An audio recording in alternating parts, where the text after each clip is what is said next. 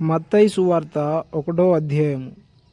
అబ్రహాము కుమారుడగు దావీదు కుమారుడైన యేసుక్రీస్తు వంశావళి.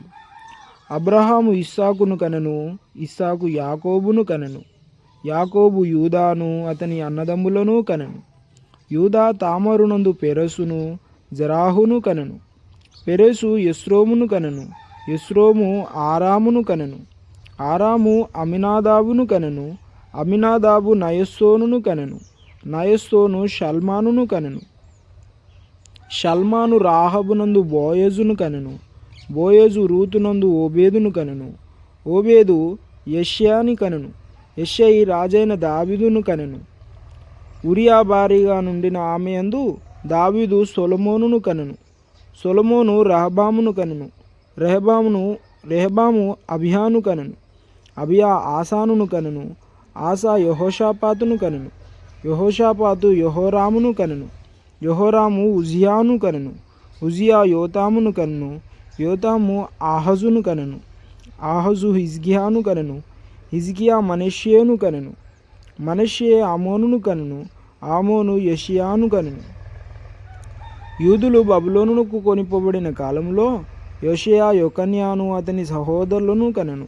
బబులోనునకు కొనిపోబడిన తర్వాత యొకన్యా షయల్తీయేలును కనెను, షయల్తీయేలు జెరుబ్బాబెలును కనెను, జెరుబ్బాబెలు అబీహూదును కనెను, అబీహూదు ఎల్యాకీమును కనెను, ఎల్యాకీము ఆజోరును కనెను, ఆజోరు సాదోకును కనెను, సాదోకు ఆకీమును కనెను, ఆకీము ఎలీహూదును కనెను, ఎలీహూదు ఎలియాజరును కనెను, ఎలియాజరు మత్తానును కనెను, మత్తాను యాకోబును కనెను, యాకోబు మరియ భర్త అయిన యోసేపును కనెను.